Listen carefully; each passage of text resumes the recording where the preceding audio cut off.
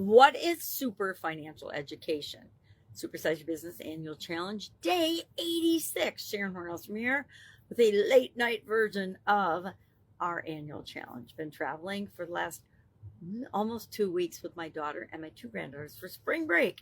Spring break with a 3 and 5-year-old because she was out of preschool. We wanted to go see my mom for her 89th birthday, which is today. So today we're talking about the importance of financial education. Why? I don't know about you, but we weren't taught anything about financial anything in school. And we didn't even have even in any of the courses that we took, there really wasn't any, this is how you handle money. This is what money is. This is why you need or want or desire money. This is how you can spend money. This is how you invest. This is how you, I do believe we did learn how to fill out a check, how to write a check, but that was it. Throughout my entire high school career, I was busy taking science and art and things that I was interested in, being involved in activities, and finances. The only way that came into play was in junior achievement. I did a year of junior achievement.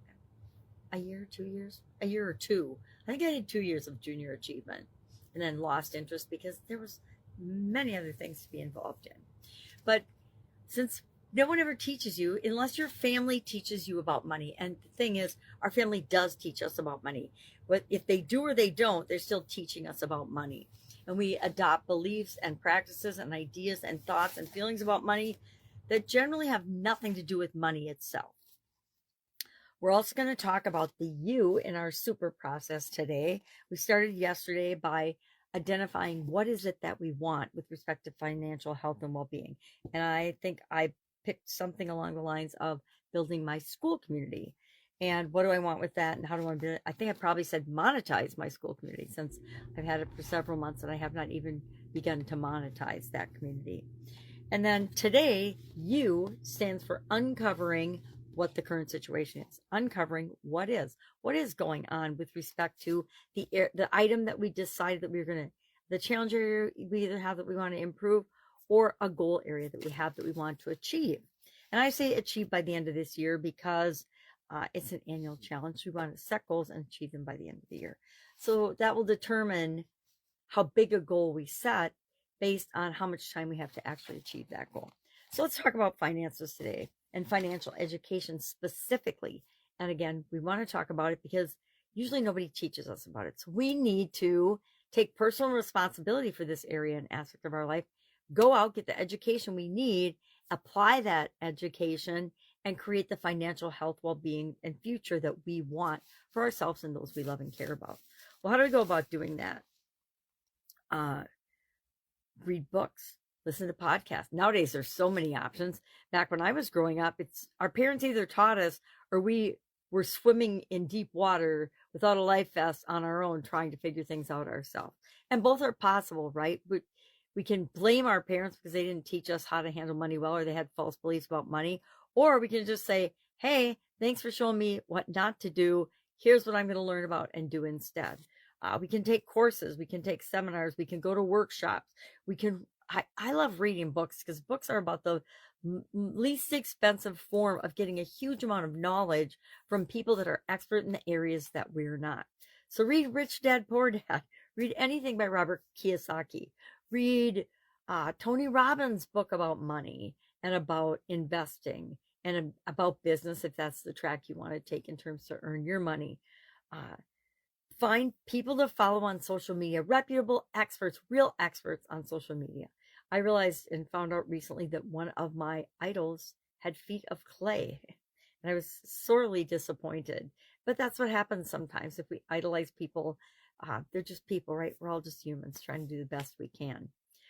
So read books, listen to podcasts, ask questions, watch documentaries, study money and the history of money and how it works and how you want it to work for you, because that's the only way it will work for you, is if you become the master of your money. Or I'm in a community on the school platform that says date your money and things like that. It's really fun. So today we're going to ask ourselves some questions about our business and our financial education. Are we teaching people in our organization about money? If they come in and they don't know anything about it, are we teaching them about how do you do budgets for your department or your division? How do you do expense reports? All the little things that you think HR is going to cover for you in orientation don't get handled. So sit down and do a direct expectation sharing with the people that report to you, and expect your managers that report to you to do the same with their direct reports, and so on until everybody in the organization is covered. Help people to understand that they have options, they have financial options that can make their life so much easier. Think about a couple of things. How much did your organization spend last year on financial education, or teaching people to be better at their jobs, versus entertainment? How much did you as a company spend on entertainment? How much did you spend on financial education with people in your company? It's just a fun exercise to look at.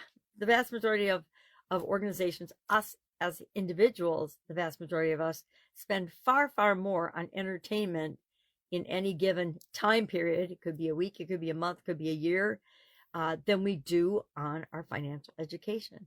Unless you go into a specific area of finance in college, or decide that you want to become something in some kind of an expert in the finance sector, the finance industry, most of us never had any formal education with respect to finances and numbers and money and handling it, etc.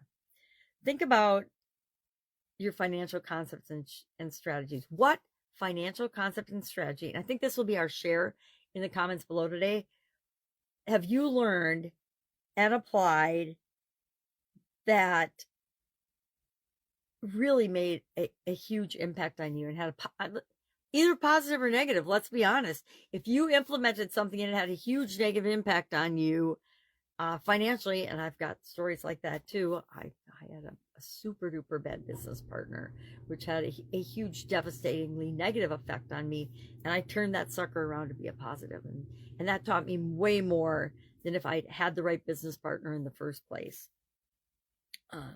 So share one of those lessons learned. I think that's a really good thing to share with respect to today's topic.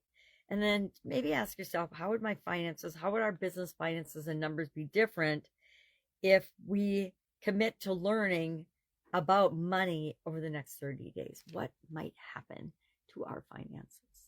Interesting question.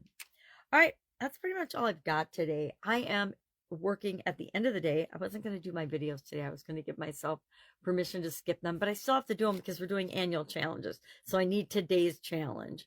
So I will process these tomorrow, of course, but you're probably watching it today, just to keep my commitment to myself and to you. Any questions, hit me up and ask. I am in an all-day summit today, but I will find time to answer questions, whatever's necessary. All right, have a great day, and I'll, of course, be with you tomorrow.